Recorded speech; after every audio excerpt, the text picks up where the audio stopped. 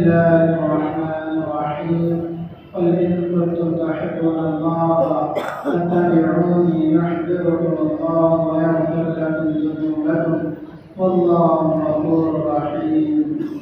وقال الله تعالى في مقام آخر قل أطيعوا الله وأطيعوا الرسول. وقال النبي صلى الله عليه وسلم من أحبني فقد أحبني ومن أحبني كان معي في الجنة. وقال النبي صلى الله عليه وسلم من تمسك بسنتي عند فساد أمتي فله أجر 100 شهيد. اللهم صل على محمد في أول كلامنا، اللهم صل على محمد في أوسط كلامنا، اللهم صل على محمد في آخر كلامنا. صدق الله العظيم. قابل صدر احترام معزز سامعین اعزاز، اللہ تعالیٰ کا بے انتہا فضل، اس کا بہت بڑا احسان ہوا کہ اللہ نے ہمیں دین کی بات سننے کی توفیق عطا فرمائی. اللہ کو اس کے رسول کی بات کا سننا معمولی چیز نہیں ہے. اللہ جس کو چاہتا ہے اس کو اپنے گھر بلا دیتا ہے. تو ہماری بچوں کی آسان سنیں، عمل کی نیت سے سنیں، صرف کانوں کے مزے کے لیے نہیں ہے. بہت سے لوگوں سے میں نے سنا ہے کہ آج بڑا اچھا بیان کریں گے، آج تو مزہ آ گیا ہے. کانوں کے مزے کے لیے نہیں ہے، ہم عمل کی نیت سے سننا ہے. کسی نیت سے؟ عمل کی نیت سے سننا ہے اور اس پر عمل بھی کرنا ہے. صرف نیت کافی نہیں ہے، عمل کی نیت کافی نہیں ہے، اس پر عمل بھی کرنا ہے. تو اللہ تعالیٰ ہم سب کو عمل کرنے کی توفیق عطا فرمائے. نماز کے مکمل ہونے کے لیے ایک امام اور مقتدی ہوتا ہے. مقتدی کو چاہیے ہوتا ہے کہ وہ امام کی اقتداء کرے. جب مقتدی امام کی اقتداء کرتا ہے تو اس کی نماز مکمل اور صحیح ہوتی ہے. جب مقتدی امام کی اقتداء نہیں کرتا ہے تو اس کی نماز کامل اور مکمل نہیں ہو سکتی. مثال کے طور پر مقتدی ہے، رکوع کر رہا ہے اور امام صاحب بھی کیا ہے، رکوع میں ہے، نماز صحیح ہے.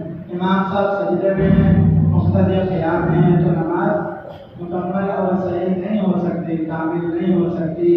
تو اسی طرح سرور دو عالم سید الانبیاء تاجدار مدینہ سرور کونین محمد مصطفیٰ صلی اللہ علیہ وسلم اس امت کے امام ہیں، اس امت کے رہبر ہیں. جب تک ہم اللہ کے نبی صلی اللہ علیہ وسلم کے طریقوں کے اختیار نہیں کریں گے اس وقت تک امت کامیاب نہیں ہو سکتی. اللہ کے نبی صلی اللہ علیہ وسلم کے طریقے کو اپنی زندگی میں نہیں لائے گی اس وقت تک امت دنیا اور آخرت میں کبھی بھی کامیاب نہیں ہو سکتی. آپ دیکھے ہوں گے شادی بیاہ میں کہ دلہن کو سر کے بال سے لے کر پیر کے ناخن تک سجایا جاتا ہے. گلے میں لاٹھی ڈالیں اور ہاتھوں میں چوڑیاں ڈالیں، پیروں میں پٹیاں ڈالیں، عمدہ سے عمدہ لباس پہنایا جاتا ہے. یہ کیوں؟ اس لیے کہ دلہن یہ چاہتی ہے کہ میں اپنے شوہر کے نگاہ میں عمدہ نظر آؤں اور مجھے پسند کرے. تو اسی طرح سر کے بال سے لے کر پیر کے ناخن تک اللہ کے نبی صلی اللہ علیہ وسلم کے طریقے کو ہم اپنی زندگی میں لائیں گے، اللہ کے نزدیک بھی محبوب ہو جائیں گے، اللہ کے نبی کے نزدیک بھی محبوب ہو جائیں گے. علماء فرماتے ہیں کہ جو کوئی آدمی سنتوں کو ہلکا سمجھتا ہے، جو کوئی آدمی سنت ہی تو ہے، گناہ تھوڑی ہوتا ہے چھوڑ دیا جائے، سنتوں کو ہلکا سمجھتا ہے. علماء فرماتے ہیں کہ کل قیامت کے دن اللہ کے نبی صلی اللہ علیہ وسلم کی سفارش ایسے شخص کو نصیب نہیں ہوگی. بتاؤ امت کا کتنا ایسا طبقہ ہے جو سنتوں کو ترک کر رہا ہے، سنتوں کو چھوڑ رہا ہے. سنت معمولی چیز نہیں ہے. اللہ تعالیٰ اپنے کلام پاک میں فرماتے ہیں قُلْ إِن كُنتُمْ تُحِبُّونَ اللَّهَ فَاتَّبِعُونِي. اے نبی جی آپ اپنی امت سے کہہ دیجیے کہ جو کوئی بھی اللہ تعالیٰ سے محبت کرتا ہے، جو کوئی بھی اللہ تعالیٰ سے محبت کرتا کرتا ہے اس کو چاہیے کہ فتبعونی، اللہ کے نبی صلی اللہ علیہ وسلم کے طریقوں کو اختیار کرے، آپ کی زندگی کو اپنی زندگی میں ڈھال لے۔ دنیا کا اصول اور رواج بھی یہی ہے کہ جب آدمی کسی سے محبت کرتا ہے تو اس محبت کو آدمی اشیاء کے ذریعے سے یا مال کے ذریعے سے پیش کرتا ہے کہ میں آپ سے محبت کرتا ہوں، چیز و تحفہ پیش کرتا ہے۔ اللہ تعالیٰ کہہ رہے ہیں کہ آپ اپنی امت سے کہہ دیجیے جو کوئی بھی مجھ سے محبت کرنے کی علامت کو پیش کرے تو اس کو چاہیے کہ آپ کی زندگی کو اپنی زندگی بنا لے، اسی وقت وہ آدمی کامیاب ہو سکتا ہے۔ یہ کامیابی صرف دنیا کی کامیابی نہیں ہے، یہ دنیا اور آخرت دونوں کی کامیابی ہے۔ فتبعونی، حضرت مولانا الیاس صاحب رحمۃ اللہ علیہ فرمایا کرتے تھے کہ دعوت کا بنیادی مقصد یہ ہے کہ آدمی کے اندر احیاء سنت پیدا ہو جائے، سنت اس کے اندر زندہ ہو جائے، بنیادی مقصد یہی ہے۔ شاید جب تک اپنے اندر اور دعوت کے اندر نہج نبوت کو نہیں لائے گا، اخلاق نبوت کو نہیں لائے گا، مزاج نبوت کو نہیں لائے گا، داعی اپنے دعوت کے میدان میں آگے نہیں بڑھ سکے گا۔ داعی اپنے دعوت کے میدان میں آگے نہیں بڑھ سکے گا۔ مزاج نبوت داعی کے اندر ہے۔ مزاج نبوت کیا ہے؟ اللہ کے نبی صلی اللہ علیہ وسلم کے اندر کتنا برداشت، صبر، تحمل تھا، کتنا بردباری تھی۔ آپ کو خطروں سے مارا جا رہا ہے، بدلے میں آپ دعائیں دے رہے ہیں۔ ہم کیا کہتے ہیں؟ خطر کا جواب اینٹ سے دیا جائے۔ اللہ کے نبی صلی اللہ علیہ وسلم کیا کہہ رہے ہیں؟ خطر کا جواب دعا سے دے رہے ہیں۔ اتنی مشقتیں، اتنا صبر، اتنا تحمل۔ اللہ کے نبی صلی اللہ علیہ وسلم کے پاس ایک یہودی آ کر قرض مانگنے لگا۔ اللہ کے نبی صلی اللہ علیہ وسلم کچھ کھجور قرض لیے ہوئے تھے اور وہ مانگنے میں شدت اختیار کیا۔ بعد میں حضرت عمر رضی اللہ عنہ تھے، عمر تو عمر ہیں رضی اللہ عنہ، فرمانے لگے یا رسول اللہ مجھے اجازت ہے میں اس کی گردن کو کاٹ دوں گا۔ اللہ کے نبی صلی اللہ علیہ وسلم نے فرمایا کہ عمر تمہیں ایسا نہیں کہنا چاہیے، تم یوں کہتے ہیں کہ مجھے قرض ادا کرنے کو اور اسے قرض مانگنے میں تمیز اختیار کرنے کو، اچھی انداز اختیار کرنے کو۔ اللہ کے نبی صلی اللہ علیہ وسلم قرضے سے ڈبل دیے، دگنا اس کو ادا کرنے کا حکم دیا حضرت عمر رضی اللہ عنہ کو۔ یہودی کہنے لگا یا رسول اللہ میں یہ دیکھنا چاہ رہا تھا، میں نے تورات میں آپ کی دو نشانیاں، دو علامت پڑھی تھی، ایک جو آخری نبی ہوگا اس کے پیٹھ پر مہر نبوت ہوگا، مہر نبوت ہوگا، اور جو آخری نبی آئے گا اس کے اندر تحمل، برداشت، بردباری پھوٹ کر بھری ہو۔ یا رسول اللہ مجھے قرضہ نہیں چاہیے، مجھے اسلام چاہیے، اسلام میں داخل کرا دیں۔ آپ نے نہ دعوت دی ہے، نہ آپ نے تلوار نکالی ہے، آپ نے صرف اپنے اخلاق کو پیش کیا ہے۔ داعی کے اندر اخلاق کا ہونا بہت ضروری ہے۔ اللہ کے نبی صلی اللہ علیہ وسلم ابو جہل کے بارے میں کیا فرمایا؟ اللہ کے نبی صلی اللہ علیہ وسلم نے ابو جہل کے بارے میں فرمایا میری امت کا فرعون ہے۔ کیا فرما رہی ہے؟ میری امت کا فرعون ہے۔ موسیٰ علیہ السلام کے زمانے کا جو فرعون تھا وہ تو مرتے وقت کلمہ پڑھا ہوا تھا، کلمہ پڑھ لیا تھا، جو کہ معتبر نہیں ہے۔ رضا کی حالت میں کلمہ کا پڑھنا معتبر نہیں ہے۔ اس نے تو کلمہ پڑھا تھا، لیکن میری امت کا فرعون ابو جہل جب مر رہا تھا اور جس کو اس کی گردن کو کاٹ رہے تھے تو کہہ رہا تھا کہ میری گردن کو تھوڑا اونچی کر کے کاٹنا تاکہ جب سرداروں میں میری گردن کو رکھا جائے تو میری گردن اونچی نظر آئے۔ ایسا سخت کافر تھا۔ بیرون کے شیخ الحدیث معلوم ہے شیخ الحدیث کسے کہتے ہیں؟ وہ شیخ الحدیث فرماتے ہیں کہ اللہ کے نبی صلی اللہ علیہ وسلم ابو جہل کے پاس 2000 مرتبہ گئے، 2000 مرتبہ دعوت دینے کے لیے اللہ کے نبی صلی اللہ علیہ وسلم ابو جہل کے پاس گئے۔ آج ہماری حالت دیکھیے، کوئی آدمی کچھ کڑوی قصے کی بات کہہ دے تو اس کے بعد دوبارہ جانے کے لیے ہم تیار نہیں رہتے۔ یہ داعی کے اندر نہیں ہونی چاہیے۔ آپ کے 2 مرتبہ سہ ڈالا، بار بار جاتے رہیں، اس کا دل نرم ہو جائے گا شاید۔ تو داعی کا کام یہی ہے، اس کے اندر مزاج نبوت ہو، اس کے اندر صبر ہو، تحمل ہو۔ آئیں گے یہ دعوت کے کام میں مشکلات آئیں گے، ایسا نہیں ہے۔ دعوت کا کام راحت کے ساتھ نہیں کر سکتے، دعوت کا کام سکون کے ساتھ نہیں کر سکتے۔ حضرت مولانا یوسف صاحب رحمۃ اللہ علیہ فرمایا کرتے تھے، جو داعی ہے اس کے اوپر حالات آئیں گے، جو دعوت کا کام کرنے والا ہے اس کے اوپر حالات آئیں گے، اس کو برداشت کرنا ہے۔ حضرت مولانا یوسف صاحب رحمۃ اللہ علیہ فرماتے تھے کہ جو کوئی داعی حالات کو برداشت کرے گا، اللہ تعالیٰ اس کے لیے قیامت کے دن اجر عظیم رکھے گا۔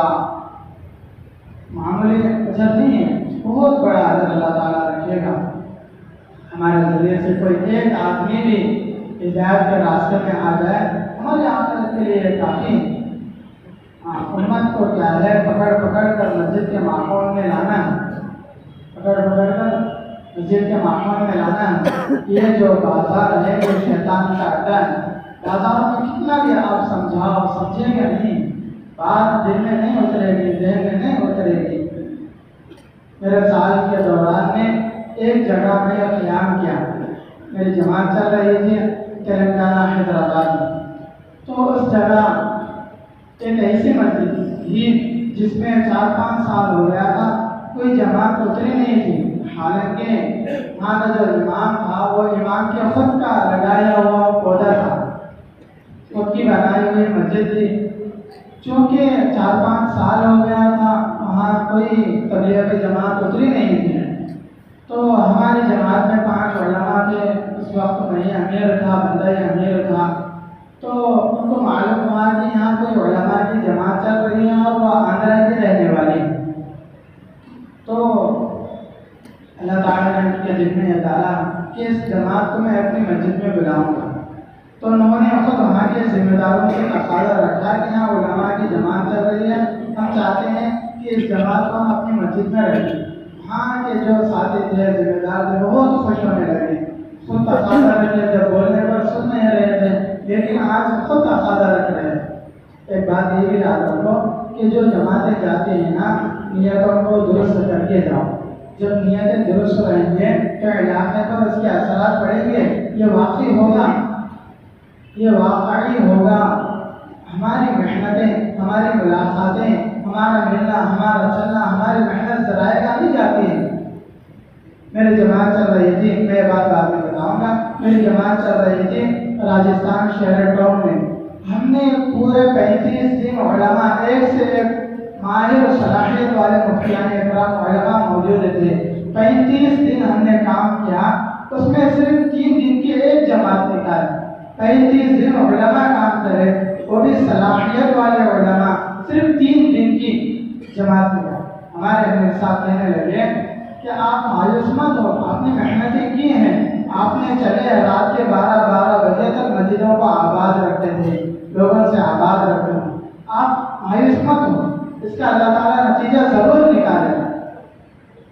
اس کے بعد ہوا ایسا کہ 4-5 مہینے کے بعد میں نظام الدین آیا تھا ایک جماعت لے کر، تو اس وقت اس علاقے کے کئی افراد مل کر کہنے لگے، مولانا آپ مجھے فلاں وقت میں ہمارے علاقے میں آپ کی جماعت آئی تھی، آج میں 2 ماہ کے لیے آیا، آج میں 4 ماہ کے لیے آیا، آج میں چلے کے لیے آیا۔ محنتیں رائے گا نہیں جائیں گی، نیتیں درست ہونا، اللہ تعالیٰ اس کے نتیجے بعد میں نکالے گا، ضرور نکالے گا، بشرطے کہ نیتیں اچھی ہونی چاہیے، درست ہونی چاہیے۔ جب نیت اچھی لے کر آدمی علاقے میں میدان میں اترتا ہے، فوراً اس کی نیتوں کا اثر علاقے والوں پر پڑتا ہے۔ جانے سے پہلے آدمی یہ نیت کر رہا ہے کہ انشاءاللہ ہم یہ کوشش کریں گے کہ تمام کے تمام علاقے والے نمازی ہو جائیں۔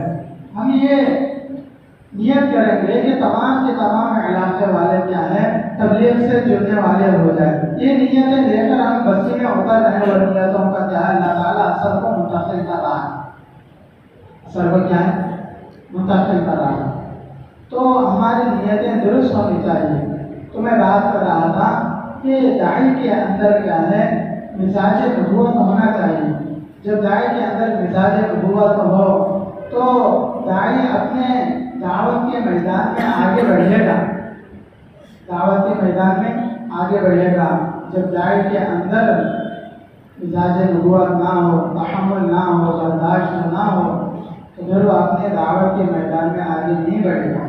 ایک بات ذہن میں رکھیں، داعی کے میدان میں آگے بڑھنے کے لیے ایک تو نیت صحیح ہو، دوسرا اپنے اندر اخلاص ہو، یہ کام کس کے لیے کر رہے ہیں اور یہ کام کس کا ہے، یہ کام کس کا ہے، یہ کام نہ ہی کرنول کے مرکز والوں کا ہے، نہ ہی یہ کام عالمی مرکز والوں کا ہے، یہ کام کس کا ہے۔ حضرت مولانا الیاس صاحب رحمۃ اللہ علیہ کے پاس اس وقت میں دارالعلوم دیوبند کے علماء آ کر پوچھنے لگے کہ حضرت لوگ آپ کو کہہ رہے ہیں کہ بانی تبلیغ، بانی تبلیغ، بانی تبلیغ، کیا آپ بانی تبلیغ ہے یا آپ نے کون سا نیا کام شروع کر دیا تھا؟ حضرت مولانا الیاس صاحب رحمۃ اللہ علیہ نے فرمایا کہ میں اس تبلیغ کا بانی نہیں ہوں، بلکہ اس کے بانی انبیاء علیہ السلام ہیں۔ اس کے بانی کون ہے؟ انبیاء علیہ السلام ہیں۔ ہم کس کا کام کر رہے ہیں؟ انبیاء کا کام کر رہے ہیں۔ اور کام کیسا کرنا چاہیے؟ نہج نبوت کے ساتھ کرنا چاہیے، کار نبوت، اخلاق نبوت کے ساتھ کرنا چاہیے۔ جب آدمی کے اندر اخلاق نبوت آئیں گے، دعوت میں اثر پیدا ہوگا، دعوت میں تاثیر پیدا ہوگی۔ یہ لوگوں کا جڑنا، یہ ہفتے والے اجتماع کا کرنا، اس میں کیا ہے، لوگوں کو معلوم ہو کہ ہم دعوت کا کام کیسا کریں۔ آج کے وقت میں ہمارے اندر یہ بیٹھ چکا ہے کہ شب گزاری صرف شب گزاری ہے، شب گزاری اصل میں شب گزاری نہیں ہے، شب گزاری اصل میں شب بیداری ہے، شب بیداری ہے، شب گزاری نہیں ہے، شب بیداری ہے۔ آدمی آج کے وقت میں جتنے بھی شب گزاری کے لیے آئیں گے وہ شب بیداری کرنا ہے، اور علاقے میں پھر کر لوگوں کو مسجد کے ماحول سے لانا ہے، مسجد کے ماحول میں جڑنا ہے، ان کو اللہ سے ملانا ہے، اللہ سے جڑانا ہے۔ جب آدمی اللہ سے جڑائے گا، بندوں کو اللہ تعالیٰ سے جڑائے گا، تو جوڑنے والا اللہ تعالیٰ سے جڑ جائے گا۔ میں آپ کو مثال کے ذریعے سے سمجھاؤں گا کہ ایک بادشاہ ہے، اس کے دروازے پر ایک سپاہی ٹھہرا ہوا رہتا ہے۔ جب کوئی آدمی آتا ہے بادشاہ سے ملاقات کرنے کے لیے، تو وہ سپاہی اس سے کہتا ہے کہ آپ کو کیا کام ہے، جو بھی ضرورت ہے مجھے سنائیں۔ پھر وہ سپاہی بادشاہ کے پاس جاتا ہے، ملاقات کرتا ہے اور کہتا ہے کہ فلاں آدمی آیا ہوا ہے، آپ اس سے ملاقات کریں گے یا نہیں کریں گے، اس طرح سے شکل کا ہے، اس ضرورت کے لیے آیا۔ اب بادشاہ کے اختیار میں ہے چاہے وہ ملاقات کرے یا نہ کرے، لیکن سپاہی کی ملاقات بادشاہ سے ہو گئی۔ تو اسی طرح جو اللہ تعالیٰ کے بندوں کو اللہ تعالیٰ سے جوڑے گا، بندے تو جوڑیں گے یا نہیں جوڑیں گے وہ تو پتہ نہیں، لیکن جوڑنے والا اللہ تعالیٰ سے ضرور جڑ جائے گا۔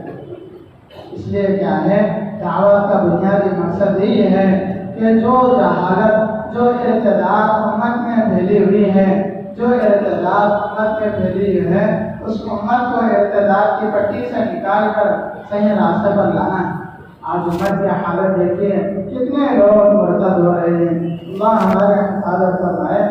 میں حال ہی میں مرکز نظام الدین میں بیٹھا ہوا تھا کہ ایک بزرگ کارگزاری سنا رہے تھے۔ کیا کارگزاری؟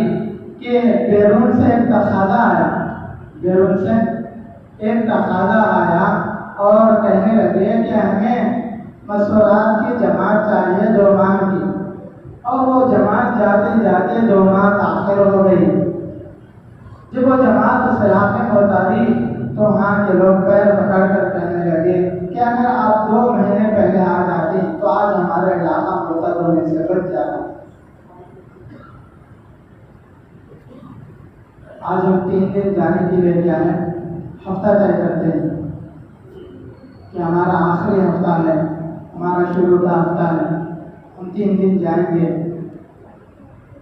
امت کیا ہے، ارتداد کی پٹی پر کھڑی ہیں، اللہ کے نبی صلی اللہ علیہ وسلم فرما رہے ہیں کہ میری امت جہنم میں گر رہی ہے، میں اس کے کمر کو پکڑ پکڑ کر گھسیٹ رہا ہوں اور میرے ہاتھ سے پھسل رہی ہے۔ آج امت کا حالت یہی ہے۔ امت کے درمیان سے اللہ کے نبی صلی اللہ علیہ وسلم کی سنتیں ضائع ہو رہی ہیں، اللہ کے نبی صلی اللہ علیہ وسلم کی سنتوں کو پیروں تلے رگڑ رہے ہیں، اور امت ارتداد کی پٹی پر کھڑے ہیں، اور ہم نکلنے کے لیے 3 دن کے کیا ہے ہمارے ہفتے کی تیاری کر رہے ہیں، چھلا آنے کے لیے سال کا انتظار کر رہے ہیں، اور امت کیا مرتد ہو رہی ہے، جن کے شرائط پورے ہو چکے ہیں کہ 4 ماہ 3 مرتبہ اور مسورات میں 1 چھلا لگا ہوا ہے، اور بیرون کے لیے تیاری کریں۔ ارتداد اتنی تیزی سے بڑھ رہا ہے، اتنی تیزی سے بڑھ رہا ہے، جیسے اوپر سے پانی نیچان کی طرف جتنی تیزی سے آتا ہے اتنی تیزی سے آج ارتداد امت میں پھیل رہا ہے۔ باطل اتنی سازشیں کر رہا ہے، اتنی سازشیں کر رہا ہے، ان کی محنتوں کے سامنے ہماری محنتیں ہیچ ہیں۔ اتنی محنت باطل کر رہا ہے۔ ایک جگہ میں کہہ رہا تھا، مرکز نظام الدین میں انگریزوں کا ایک سیکشن ہے، اس انگریزوں کے سیکشن میں اختلاط کے لیے میں گیا ہوا تھا، تو وہاں کا ایک استقبال میں ٹھہرا ہوا ساتھی مجھ سے کہہ رہا تھا کہ ہم آپ کے علاقے میں وقت لگائے ہیں جو گنٹور کے دیہات ہے، تو دیہاتوں کے بارے میں کارگزاری سنا رہے تو سینہ پھٹ رہا تھا، میرا دل پھٹ رہا تھا۔ ایسے کارگزاریاں کہ عیسائی ایسی محنتیں کر رہے ہیں، اللہ ہماری حفاظت کرو۔ ہماری محنتیں تو کچھ بھی نہیں، ہم تو کھا رہے ہیں، سو رہے بس اسی میں لگے ہوئے ہیں، اسی میں لگے ہوئے، اور مرتد ہو رہی ہے۔ اس کے ذمہ دار کون ہوگا؟ وہ تو دوسرے علاقوں کی بات ہے، میں آپ کو اپنے علاقے کی تبلیغ کی بات سناتا ہوں۔ ایک ساتھی مجھ سے کہہ رہا تھا کہ ہماری مستورات جو برقع پوش ہے، میں نے انہیں خود اپنے آٹو میں بٹھا کر کیا ہے جسم فروشی کی جگہ میں اتارا ہے، جہاں جسم فروشی ہوتی ہے وہاں میں نے اپنے مسلمان لڑکیوں کو جو برقع پوش ہے ان کو میں کہتے جہاں جسم فروشی کی جگہ ہوتا ہے۔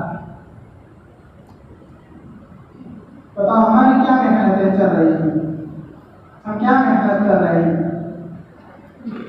مسورات کے اعتبار سے حضرت نظام الدین مرکز میں اتنا بولا جا رہا ہے، اتنا بولا جا رہا ہے۔ اس میں حضرت مولانا یوسف صاحب رحمۃ اللہ علیہ فرمایا کرتے تھے، ایک عورت پورے خاندان کو بدل سکتی ہے، ایک عورت پورے خاندان کو بدل سکتی ہے، اس کے اندر اتنا پاور ہوتا ہے، اتنی استعداد ہوتی ہے۔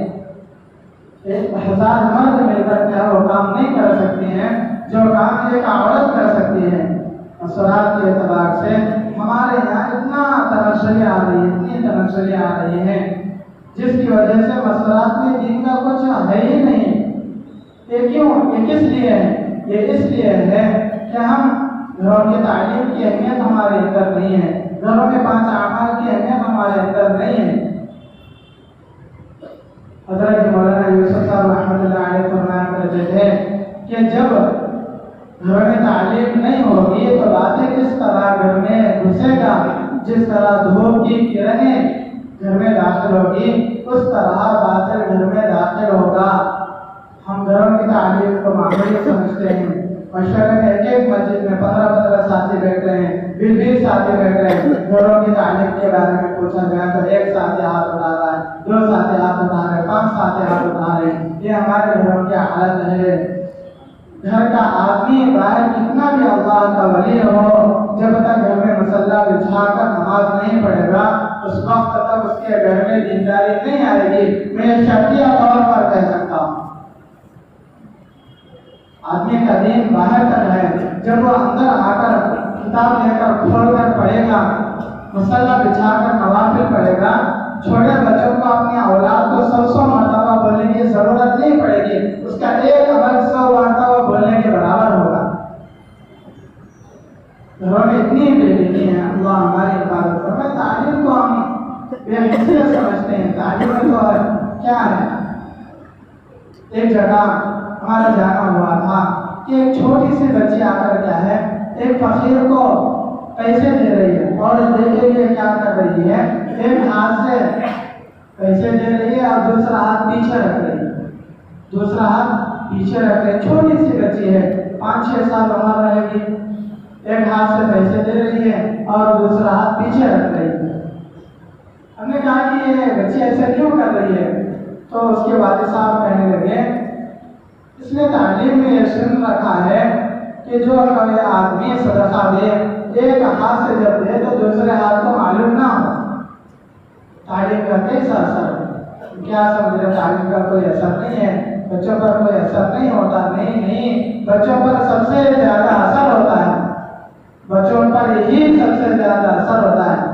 اس لیے اپنے گھروں میں 5 اعمال کو زندہ کرو. جب تک مسورات میں دین داخل نہیں ہوگا، اپنے گھر کے عادتوں میں داخل نہیں ہوگا، اس وقت تک گھر کا آدمی کتنا بھی ولی بن جائے، کتنے بھی 4 مہینے لگا لے، اس کا کوئی بھی گھر میں کیا ہے دین داخل نہیں ہو سکتا. اس لیے اپنے گھروں میں کیا ہے 5 اعمال کو زندہ کرو. آج دیکھیے لڑکیوں کی کیسے حالت ہو گئی، لڑکیاں اتنی ارتداد کی طرف جا رہی ہیں. اللہ ہماری حفاظت فرمائے. ایک آدمی کیا ہے ممبئی کے ایک ذمہ دار مفتی اشفاق کچھ نام ہے، ان کے پاس آ کر کہنے لگا، اس وقت میں علماء بھی موجود تھے،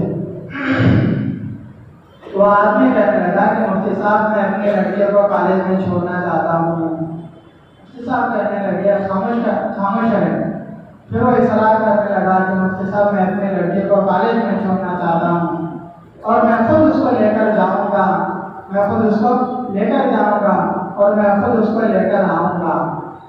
تو مفتی صاحب کیا علماء کی طرف خطاب کر کے فرمانے لگے، دیکھو یہ آدمی کیا کہہ رہا ہے کہ اپنی بکری کو بھیڑیے کے درمیان میں چھوڑے گا اور پھر واپس کیا ہے اس کے درمیان سے لے کر آئے گا. جب بکری بھیڑیوں کے درمیان میں ہوگی تو کیا وہ صحیح سلامت ہو سکتی ہے؟ بھیڑیا اس کے نوچ کر کھا لیں گے. آج ہماری یہی حالت ہے. ہم یہ سمجھ رہے ہیں کہ ہماری لڑکی ماشاءاللہ ایسا کام نہیں کریں گے. ہاں آپ کی لڑکی ایسا کام نہیں کر سکتے ہیں. آپ کے اندر یہ یقین ہونا بھی چاہیے. ایک باپ بننے کے بعد، ایک ماں بننے کے بعد اپنے لڑکیوں پر بھروسہ ہونا چاہیے، لیکن شیطان پر بھروسہ ہم نہیں کر سکتے ہیں، کالجوں کے ماحول پر ہم بھروسہ نہیں کر سکتے ہیں. آج دیکھیے کتنی ایسی لڑکیاں ہیں. آپ کی کیا حالت ہے؟ آپ کو بہتر ترین طریقے سے معلوم ہے کہ کیسے لڑکیاں ارتداد کی طرف جا رہی ہے، کیسے زناکاری کی طرف جا رہی ہے، کیسے بدکاری کی طرف جا رہی ہے. یہ کیوں ہو رہا ہے؟ یہ اس لیے ہو رہا ہے کہ ہمارے گھروں کی مسورات میں کیا ہے دین نہیں ہے. حضرت مولانا یوسف صاحب رحمۃ اللہ علیہ فرمایا کرتے تھے کہ داعی 3 طبقوں پر محنت کرنا چاہیے. اللہ کے نبی صلی اللہ علیہ وسلم نے جب آپ کو نبوت سے سرفراز فرمایا تھا، جب آپ کو نبوت سے نوازا گیا تھا، آپ نے سب سے پہلے 3 چیزوں پر محنت کی. سب سے پہلے آپ نے مسورات پر محنت کی. جیسے آپ کو نبوت ملی، آپ حضرت خدیجہ رضی اللہ عنہا کے گھر گئے اور جا کر کہنے لگے، اللہ تعالیٰ نے مجھے نبوت سے نوازا ہے، میں آخری نبی ہوں، چنانچہ تم میرا کلمہ پڑھو. حضرت خدیجہ رضی اللہ فوراً کلمہ. اس کے بعد اللہ کے نبی صلی اللہ علیہ وسلم واپس لوٹ رہے ہیں. حضرت ابو بکر صدیق رضی اللہ عنہ درمیان میں آ گئے اور کہنے لگے کہ محمد صلی اللہ علیہ وسلم آپ کو کیا ہو گیا؟ آپ سرداران مکے کو برا بھلا کہہ رہے ہیں، ان کے بتوں کو برا بھلا کہہ رہے ہیں. اللہ کے نبی صلی اللہ علیہ وسلم حضرت ابو بکر صدیق رضی اللہ عنہ کے سامنے اسلام کو پیش کیا. حضرت ابو بکر رضی اللہ عنہ فوراً اسلام میں داخل ہو گئے، بغیر چوما چلا کے فوراً اسلام میں داخل ہو گئے. اس کے بعد اللہ کے نبی صلی اللہ علیہ وسلم نے حضرت علی رضی اللہ عنہ کے سامنے جو کہ بچے تھے، ایک تو عورت ہو گئی، دوسرا آدمی ہو گیا، تیسرا بچہ، حضرت علی رضی اللہ عنہ بچے تھے. اللہ کے نبی صلی اللہ علیہ وسلم حضرت علی رضی اللہ عنہ کے سامنے اسلام کو پیش کیا. حضرت علی رضی اللہ عنہ کہنے لگے، بچے تھے، کہنے لگے کہ محمد صلی اللہ علیہ وسلم میرے قوم ابھی اسلام میں داخل نہیں ہوئی، میں اپنے قوم سے پوچھ کر بتاؤں گا. پھر بعد میں حضرت علی رضی اللہ عنہ بھی اسلام میں داخل ہو گئے. تو یہ تین طبقوں پر محنت کرنا ہمارے لیے ضروری ہے۔ حضرت مولانا یوسف صاحب رحمۃ اللہ علیہ فرمایا کرتے تھے اگر ان تین طبقوں میں سے کسی کوئی ایک بھی طبقہ چھوٹ جائے تو باطل اسی کے ذریعے سے اپنے گھروں میں داخل ہوگا۔ اگر بچوں پر محنت کرنا چھوڑ دیے تو بچوں کے ذریعے سے کیا گھر میں داخل ہوگا۔ اگر مستورات میں محنت کرنا چھوڑ دیے تو مستورات کے ذریعے سے کیا ہے باطل گھر میں داخل ہوگا۔ اگر آدمیوں پر محنت کرنا چھوڑ دیں گے آدمی کے ذریعے سے باطل گھر میں داخل ہوگا۔ آج یہی ہو رہا ہے، اس لیے داعی اپنے دعوت کے میدان میں ان تین طبقوں پر محنت کرنا ضروری ہے۔ ہر جماعت جو اللہ کے راستے میں جاتی ہے، ہر جماعت جو اللہ کے راستے میں جاتی ہے، چاہے وہ سہ رضا ہو، عشرہ ہو، چھلا ہو، 4 مہینے والی ہو، 5 مہینے والی ہو، 2 ماہ والی ہو، ہر جماعت کا ان تین طبقوں کو نشانہ بنانا چاہیے، ان تین طبقوں پر محنت کرنا چاہیے، جب جا کر کچھ دین کا وجود ہو سکتا ہے، جب جا کر کچھ دین کا وجود ہو سکتا ہے۔ ہماری محنتیں تینوں طبقوں پر ہونی چاہیے۔ اور آدمی کے اندر کیا جو داعی ہوتا ہے وہ اپنی دعوت میں اخلاق کو پیش کرے۔ ہم کیا سمجھ رہے ہیں تبلیغ کو، دعوت کو ہم کیا سمجھ رہے ہیں؟ صرف 6 صفات کا کرنا دعوت ہے، صرف گشت کا کرنا دعوت ہے، ملاقاتوں کا کرنا دعوت ہے، ایسا نہیں ہے۔ اپنے اخلاق کو پیش کرو، یہ بھی تو دعوت ہے۔ داعی 24 گھنٹے داعی، حضرت مولانا یوسف صاحب رحمۃ اللہ علیہ فرمایا کرتے تھے داعی 24 گھنٹے داعی ہے، داعی 24 گھنٹے داعی ہے۔ میں ایک مرتبہ اپنی مسجد میں بات کر رہا تھا کہ بھائی دعوت کا کام 24 گھنٹے کرنا چاہیے، تو جماعت ایک آئی ہوئی تھی، اس کا ہم نے آ کر بیٹھ کر کہنے لگا کہ یہاں 2.5 گھنٹے نہیں دیا جا رہے ہیں، آپ کہہ رہے ہیں کہ 24 گھنٹے دعوت کریں، کہاں سے ممکن ہے؟ کیسے ہو سکتا ہے؟ اس کا تعلق مرکز سے نہیں تھا، جماعت کا تعلق مرکز سے نہیں تھا۔ ہمیں مرکز سے جو بتایا جا رہا ہے اس کے مطابق ہم کام کریں گے۔ جو مرکز میں بتایا جاتا ہے وہ سیرت کی روشنی میں بتایا جاتا ہے، جو آدمی سیرت کی روشنی میں کرے گا اس کا کام وجود میں آئے گا، وہ دین کے کام میں آگے بڑھے گا۔ تو داعی 24 گھنٹے داعی ہے، یہ تو حضرت جی مولانا یوسف صاحب رحمۃ اللہ علیہ کا قول تھا۔ اب دیکھیے حضرت نوح علیہ السلام نے اپنے قوم کو کیسی تبلیغ کی۔ قرآن کہتا ہے قال رب انی دعوت قومی لیلا و نہارا، کیسی دعوت دی؟ 950 سال تک کم و بیش حضرت نوح علیہ السلام نے اپنے قوم کو دعوت و تبلیغ کی۔ کیسے حالات آئے، داعی پر حالات آئیں گے، آپ پھر بھی دعوت دیتے رہے۔ آپ کی دعوت کو قرآن نقل کرتا ہے، کہتا ہے وَإِنِّي كُلَّمَا دَعَوْتُهُمْ لِتَغْفِرَ لَهُمْ جَعَلُوا أَصَابِعَهُمْ فِي آذَانِهِمْ وَاسْتَغْشَوْا ثِيَابَهُمْ وَأَصَرُّوا وَاسْتَكْبَرُوا اسْتِكْبَارًا۔ جب بھی حضرت نوح علیہ السلام اپنی قوم کو ایک اللہ کی طرف بلاتے، اللہ سے جوڑا، اللہ سے تعلق جڑاتے، تو قوم کیا کرتی تھی؟ کانوں میں انگلیاں ڈال دیا کرتی تھی اور اپنے اوپر پردہ ڈال دیا کرتے تھے، اپنے چہروں پر پردہ ڈال دیا کرتے تاکہ کیا ہے نوح علیہ السلام ہمیں نہ دیکھے۔ لیکن حضرت نوح علیہ السلام کیسے محنت کرتے تھے؟ قال رب انی دعوت قومی لیلا و نہارا، دن اور رات دونوں وقت میں محنت کیا کرتے تھے۔ اللہ کے نبی صلی اللہ علیہ وسلم کا یہی حال تھا، آپ دن بھر محنت کرتے تھے، یہاں تک کہ سورج آپ کے سر پر آ جایا کرتا تھا، اتنی محنت کرتے تھے۔ یہ محنت کا طریقہ کیا ہے؟ 24 گھنٹے داعی دعوت دیتے رہنا ضروری ہے، لیکن اس کا طریقہ کیا ہے؟ دعوت کے لیے وقت نکالیں، اس کے علاوہ آپ تجارت کر رہے ہیں، تجارت میں اپنی دعوت کو پیش کریں، معاملات صحیح رکھیں، معاشرے میں صحیح رکھیں، حلال کمائے، حرام سے بچے۔ یہ داعی کے اوپر اثر انداز ہے، کھانا حرام کا، پینا حرام کا، پہننا حرام کا، کام حرام کا، اور دعوت دے رہے ہیں تو ایسے داعی کے اندر ایسی زبان پر کیا اثر ہوگا؟ وہ تو آپ کی دعوت کو نہیں دیکھے گا، وہ آپ کے معاملات ایسے کئی لوگ ہیں یہ دعوت دے رہا ہے 4 مہینے نکل رہا ہے، لیکن دیکھا جائے تو یہ حرام کا کاروبار کرتا ہے، سودی کاروبار کرتا ہے۔ اس لیے داعی کیا ہے، اپنے معاملات میں دعوت کو لائے، اپنے اخلاق میں دعوت کو لائے، اپنی تجارت میں دعوت کو لائے۔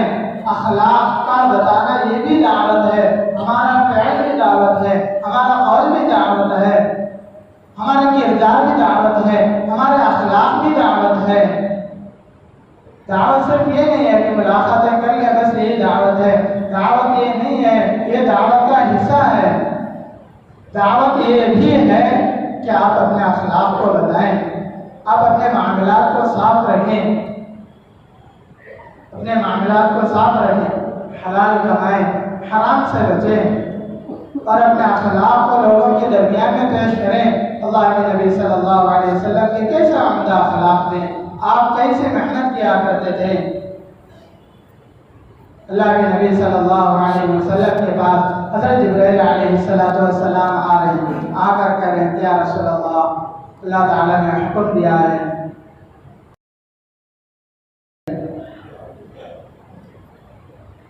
حضرت جبرائیل علیہ السلام فرما رہے ہیں کہ یا رسول اللہ میں نے آپ کی امت کو دیکھا ہے کہ وہ جہنم میں جل رہی ہے۔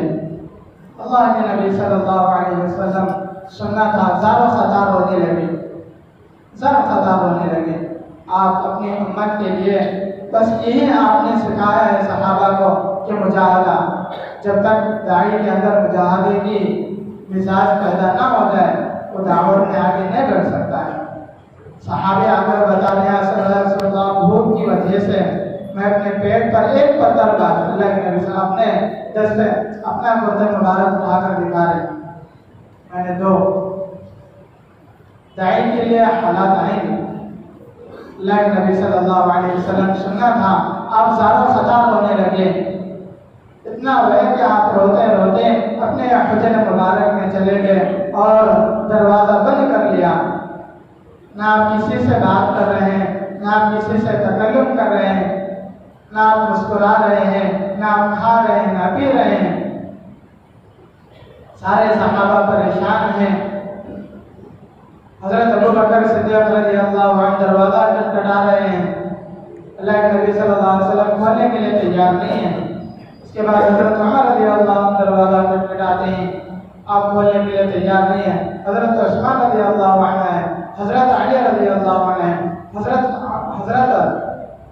سلمان فارسی رضی اللہ عنہ آنے لگے، اللہ کے نبی صلی اللہ علیہ وسلم کھولنے کے لیے تیار نہیں ہیں۔ صحابہ آپس میں کہنے لگے آپ کے لخت جگر حضرت فاطمہ رضی اللہ عنہ کو بلایا جائے۔ جب فاطمہ رضی اللہ عنہ آئیں گے، دروازہ کھٹکھٹائیں گے، اللہ کے نبی صلی اللہ علیہ وسلم ضرور کھولیں گے۔ یہ آپ کی لخت جگر تھی، آپ نے امت کے لیے اتنا رویا، آپ کے ایک آنسو کا بدلہ بھی امت چکا نہیں سکے گی، آپ کے ایک آنسو کا بدلہ بھی امت نہیں چکا سکے گی۔ آپ نے امت کے لیے اتنا رویا، حالانکہ آپ دیکھ رہے ہیں حضرت فاطمہ رضی اللہ عنہ کے جوڑے پر کئی پابند لگے ہوئے ہیں۔ آپ نے کبھی بھی اپنے بیٹی فاطمہ کے لیے، رقیہ کے لیے، ام کلثوم کے لیے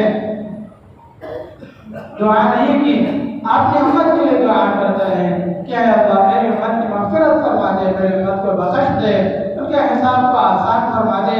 صرف یہاں تک نہیں ہے، دنیا میں تو اللہ کے نبی صلی اللہ علیہ وسلم نے رو رو کر دنیا سے رخصت ہو گئے۔ اللہ تعالیٰ کا قیامت کے دن ہوگا، اللہ کے نبی صلی اللہ علیہ وسلم ترازو کے پلڑے کے پاس ٹھہرے رہے ہوں گے، امت کی سلامتی کے لیے دعا کرتے رہیں۔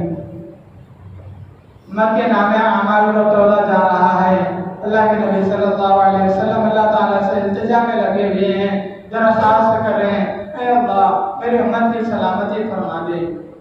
کیسے لوگ ہیں، کیسے ہمارے اندر دل ہے۔ اللہ کے نبی صلی اللہ علیہ وسلم نے اتنا ہمارے سب کچھ کر کے چلے گئے، آپ کا کوئی طریقہ ہم اپنی زندگی میں نہیں لا رہے ہیں۔ صرف یہی نہیں ہے، اللہ کے نبی صلی اللہ علیہ وسلم پل صراط کے کونے پر کھڑے ہوں گے، حالانکہ آپ پار ہونا چاہیں تو سب سے پہلے پار ہو سکتے ہیں، بجلی کے کڑک سے بھی پہلے پار ہو سکتے ہیں، لیکن اللہ کے نبی صلی اللہ علیہ وسلم ایک بازو میں کھڑے ہوئے ہوں گے، امت کی سلامتی کے لیے دعا کرتے رہیں گے کہ اللہ میری امت کو صحیح سلامت سے پار کر دے۔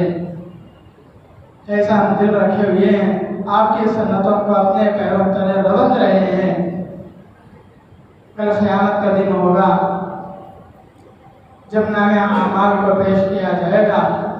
علماء لکھتے ہیں اپنی کتابوں میں، جب نام اعمال کو پیش کیا جائے گا تو کتاب میں دیکھا جائے گا کہ جس کے نام اعمال میں سنتوں کی مہر ہوگی وہ کامیاب ہوگا، جس کے نام اعمال میں سنتوں کی مہر نہیں ہوگی وہ ناکام نامراد ہوگا۔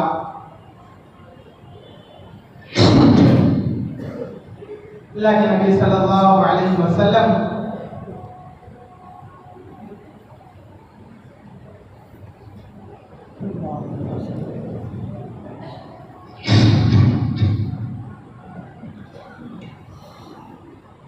اللہ کے نبی صلی اللہ علیہ وسلم دروازہ نہیں کھول رہے ہیں۔ حضرت فاطمہ رضی اللہ عنہا آتی ہیں، آ کر کہتے ہیں یا رسول اللہ میرا ابو جان دروازہ کھول دیجیے۔ اللہ کے نبی صلی اللہ علیہ وسلم دروازہ کھولتے ہیں، کھول کر کہتے ہیں کہ بیٹی فاطمہ آجا۔ حضرت جبرائیل علیہ السلام میرے پاس آئے تھے اور آ کر پورا قصہ سناتے ہیں۔ اللہ کے نبی صلی اللہ علیہ وسلم فرماتے ہیں میں دعا کروں گا تو آمین کہنا، امت کے لیے میں دعا کروں گا آمین کہنا۔ اتنا روئے کہ اللہ تعالیٰ حضرت جبرائیل علیہ السلام کو بھیجنا پڑا۔ آپ کو 40 سال کی عمر میں نبوت سے سرفرازہ تھا، آپ نے 23 سال محنت کی۔ علماء کتابوں میں لکھتے ہیں کہ حضرت جبرائیل علیہ السلام آپ کے پاس 2000 سے زیادہ مرتبہ آئے تھے، 2000 سے زیادہ مرتبہ۔ کسی نبی کے پاس 100 مرتبہ، کسی نبی کے پاس 2 مرتبہ، کسی نبی کے پاس 1 مرتبہ، لیکن اللہ کے نبی صلی اللہ علیہ وسلم کے پاس 2000 سے زائد مرتبہ اللہ کے نبی صلی اللہ علیہ وسلم جبرائیل علیہ السلام تشریف لائے۔ یہ کیوں آئے تھے؟ آپ نے دعوت کی محنت اتنا کی، امت کے لیے اتنا رویا کہ حضرت جبرائیل علیہ السلام کو اللہ تعالیٰ 2000 مرتبہ بھیجنا پڑا۔ اس لیے ساتھی تمام کوشش کریں، عزائم کریں کہ ہم 2 بیرون کے لیے جانا ہے اور 6 مہینے بھی لگانا ہے۔ مرکز نظام الدین سے بتایا جا رہا ہے اب 4 مہینے نہیں بلکہ 6 مہینے، 4 ماہ اللہ کے راستے میں، 2 ماہ مرکز نظام الدین خدمت کے لیے اور 2 مہینے بیرون مسورات میں، جس کے 4 مہینے 3 مرتبہ ہو گئے اور مسورات میں 1 مرتبہ لگ گیا۔ وہ بیرون کے لیے شرائط کو پورا کر چکا، لہذا وہ بیرون جانے کے لیے تیار ہونا چاہیے۔ اور جن کے اب تک 4 مہینے نہیں لگے ہیں وہ 4 مہینے کی تیاری کرے اور 2 ماہ نظام الدین کے لیے تیاری کرے۔ امت کا ارتداد کتنا تیزی سے پھیل رہا ہے، اگر امت کا ایک فرد بھی کیا ہے کام کرے گا تو امت کا ارتداد دور ہونا بہت زیادہ مشکل ہے۔